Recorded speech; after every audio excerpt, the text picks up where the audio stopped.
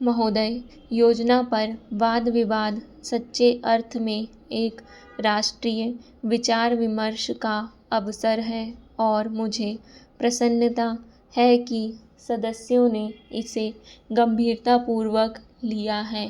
हालांकि इसकी आलोचना अभी बहुत हुई है। ऐसी आलोचना सुनने के हम अभ्यस्त हो चुके हैं। पहले इसका लक्ष्य योजना का विचार ही हुआ करता था। सौभाग्य से वह बात अब नहीं रह गई है और हम विकास की ऐसी सीढ़ी पर पहुंच चुके हैं जब मुझे आशा है कि सभी दल योजना के विचार का अनुमोदन करते हैं। कुछ ने योजना के कुछ अंशों का अनुमोदन किया है और अपनी आलोचना अनेक कार्यक्रम को लागू करने के तरीके के लिए सुरक्षित रखी है। कई सदस्य ऐसे हैं जो योजना के हमारे ढंग को बिल्कुल पसंद नहीं करते। अब यह स्पष्ट है कि हम में से प्रत्येक व्यक्ति के रूप में नहीं, बल्कि दल के प्रतिनिधि के रूप में कुछ विचारों के पक्ष में हैं और कार्य संचालन के किन्हीं विशेष तरीकों को पसंद करता है। हमने पर्याप्त विचार विमर्श और सोचने समझने के बाद यह निश्चय किया कि हमें किस प्रकार का योजना आयोग बनाना चाहिए और आयोग को किस ढंग से काम करना चाहिए। योजना आयोग में निर्दलीय, स्वतंत्र विचारों वाले और गैर राजनीतिक विशेषज्ञ होते हैं, लेकिन वे पूरी तरह से योजना के लिए जिम्मेदार नहीं होते। योजना का निर्माण प्रत्येक राज्य के विभिन्न स्तरों के लोगों के साथ अनेक विचार विनिमयों के आधार पर होता है और अंततः उसे अंतिम रूप देने के लिए राष्ट्रीय विकास परिषद में प्रस्तुत किया जाता है, जिसके अंतर्गत सभी मुख्यमंत्री होते हैं, जिनमें अनेक अन्य दलों के होते हैं। वे मिल बैठकर अपने विचार व्यक्त करते हैं। यह ठीक है कि इन बैठकों में मतभेद भी होता है, जो सामान्यतः योजना के तरीकों को लेकर नहीं, बल्कि अधिकांशतः इस पर होता है कि किस राज्य को कितना पैसा मिलना चाहिए। हम जानते हैं कि हमारा कोई भी ऐसा कार्यक्रम नहीं है जो हमारी पूरी जनसंख्या की आवश्यकता के लिए पर्याप्त हो। सभी समय उपलब्ध साधनों और जनता की आवश्यकता के बीच सामंजस्य के लिए प्रयास करना होता है। यह सोचना होता है कि क्या किया जाना चाहिए अथवा एक दूसरे क्षेत्र के लिए क्या किया जाना चाहिए। कुल मिलाकर यह योजना अगले 4 वर्षों के लिए प्रगति का घोषणा पत्र है। हमें कुछ अनुमान हैं। महोदय, यद्यपि योजना के अंतिम रूप पर यहाँ औपचारिक बहस अब हो रही है, हमने योजना के प्रारूप के बारे में काफ़ी ब्यौरेवार विचार किया था। एक माननीय सदस्य ने कहा है कि योजना से ऐसा नहीं लगता कि कामों को निपटाने में तत्परता जरूरी है। मैं समझती हूँ कि योजना के प्रारूप और उसके अंतिम रूप में यही अंतर है और अंतिम रूप में हमने तात्कालिकता पर जोर दिया है, जिसका प्रमाण यह है कि उसमें आज की प्रमुख समस्याओं की पहचान की गई है, जैसे बेरोजगारी या क्षेत्रीय असंतुलन अथवा अन्य ऐसी ही बातें।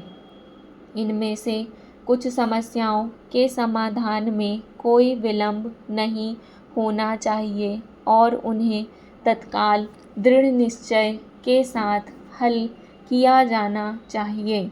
लेकिन कुछ परिस्थितियाँ ऐसी होती हैं जिनमें हमें काम करना होता है। कुछ मान्य तरीके हुआ करते हैं। इनमें से एक है लोकतंत्री प्रक्रिया।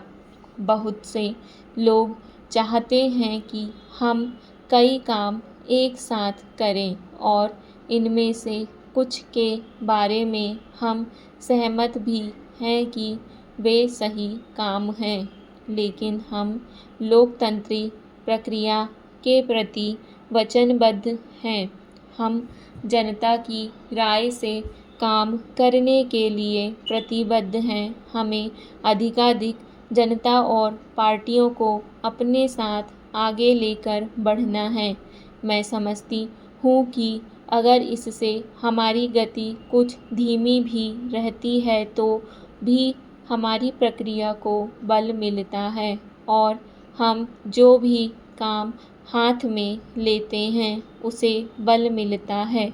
दूसरा तरीका मिश्रित अर्थव्यवस्था का है, जिससे शायद कुछ लोग सहमत नहीं हैं, लेकिन जिसे हम अपने लिए निर्धारित किया है।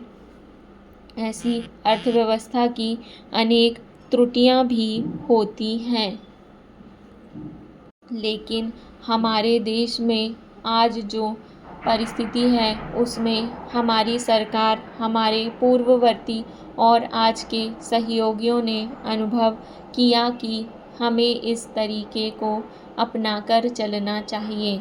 मिश्रित अर्थव्यवस्था का अर्थ मेरी समझ से यह नहीं है कि कुछ समृद्ध परिवारों को इसका लाभ मिलता रहे। कृषि या लघु उद्योग जैसे अनेक क्षेत्र कमज़ोर वर्गों के लाभ के लिए निजी क्षेत्र में रखे गए हैं और हमारी मिश्रित अर्थव्यवस्था के अंतर्गत अपने लिए लोगों को अनेक कार्यक्रम अपने हाथ में लेने के अलावा उनमें अपने लिए काम करना चाहिए। मुझे मालूम है कि स्वाधीनता के तुरंत बाद जो स्थिति उत्पन्न हुई थी उसका कुछ परिवारों, ग्रुपों, व्यावसायिक घरानों ने निजी स्वार्थ के लिए लाभ उठाया। महोदय, हम सभी इस बात के शिकार हो जाते हैं कि अपने दलगत स्वार्थ में आकर हम गलत कर बैठते हैं। कभी भाषा और कभी किसी प्रदेश के स्वार्थ में ऐसे प्रश्न उठते हैं जो हमारे राष्ट्र की एकता को कमज़ोर करते हैं। अभी एक माननीय सदस्य ने यह प्रश्न उठाया और आरोप लगाया कि भारत सरकार कुछ प्रदेशों के साथ इंसाफ नहीं करती।